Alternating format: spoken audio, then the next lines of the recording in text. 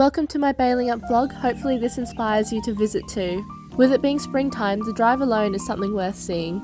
Along the way you'll also pass by Ferguson Valley, which means you're bound to see some cows. Here's a quick shot of Ferguson. Donnybrook is also along the way, along with some beautiful scenery.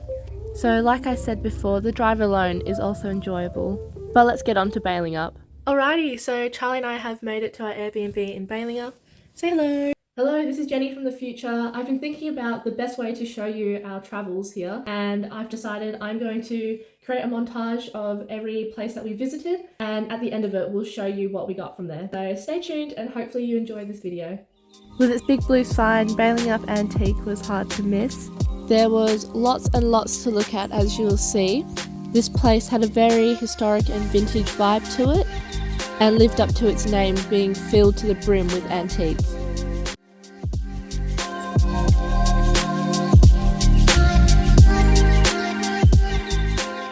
And from there we actually ended up getting one thing, and it's this ginormous book which I know nothing about, so I'm going to let Charlie take it away. It's the Warhammer 40k 6th edition core rulebook from 2012. Whoa! We then went and visited the visitor centre, and here is me with a scarecrow.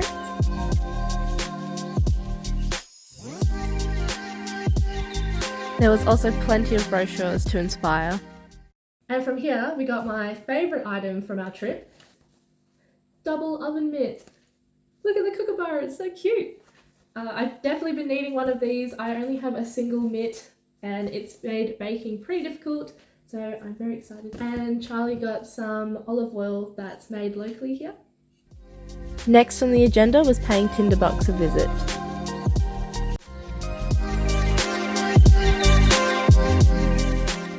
And from here we got just a couple little handmade soaps, little spears. They're very citrusy and there's some lavender in them. By this point we were feeling a bit peckish and decided to grab a small bite by the packing shed.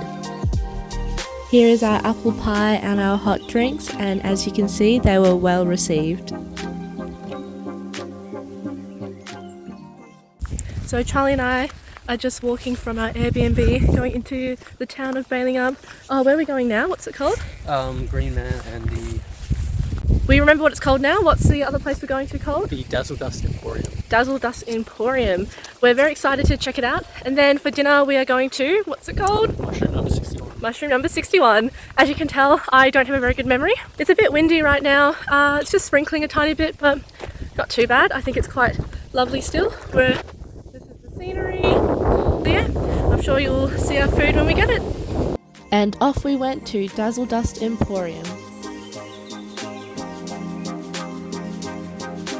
There was so much to see here. It definitely had a much more retro and eclectic feel to it. Every corner you turned, there was something interesting to look at.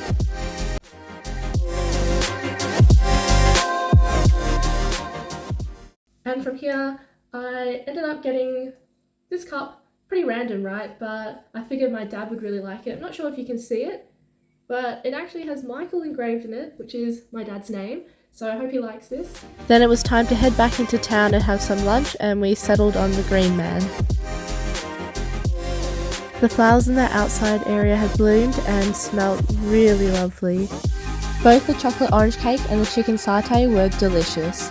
So I've just stopped by the Green Man Cafe. We really felt like something sweet, and we just had to try this spearmint chocolate cupcake. I don't think you'll be getting a video of it plated up because I think we're going to eat this straight away. For dinner we wanted to give mushroom at number 61 a try. So we just got some fish and chips. On Friday nights there it's fish and chip night. We got fish and chips and some squid. We're very excited to plate it up, so I'll show you once we do that. Here is our fish and chips and squid, which was really yummy. So we are about to head off to do the Golden Valley Tree Walk. When we asked staff and local shop owners here what was one place they recommended tourists visit, it was the Golden Valley Tree Walk. Being as it's spring, autumn I think is the best time to go because the leaves will be all orange, but nonetheless hopefully it's still a very pretty sight to see and you guys will see it shortly. So Maps has taken us to the information section when you plug in Golden Valley Tree Park, but the car park appears to be further down as per this map. That's okay. Alrighty, so we made it to the World Collection car park. How cute! Spring is the second most popular time to visit the Golden Valley Tree Park. This is because all the flowers are in bloom. These plaques can be found underneath most of the trees here, and they will tell you when the trees were cultivated and where they are from. There are multiple trails you can follow, and I can definitely see why it is so popular. The last stop on our trip was the Old Cheese Factory. I can see this place being extremely popular with tourists, and of course I went straight to the frog section. They specialise in showcasing locally handmade products, as well as artwork made from local artists.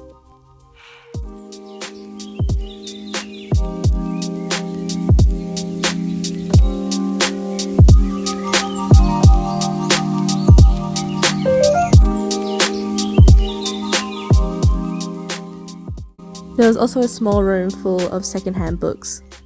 From here we got quite a few things, so just going to start off with this magnet. I'm sure my mum will agree. Got these tiles. Look how gorgeous this is. So cute. We ended up getting a couple gnomes because we planned to go to Gnomesville on our way back home, since it's actually not far from here. So another reason to stop by Balingup on your trip. The owner of the Old Cheese Factory was really lovely and ended up giving us a tote bag to carry our stuff in. So that concludes my Balingup vlog. I hope you enjoyed that. If you're looking for a quiet and relaxing holiday, I highly recommend going to a small town like Balingup, even if it's just for a day trip. It's definitely a unique experience with the things that you'll see here that you won't typically see in your everyday life in the city, so take some cash out and support some local shop owners.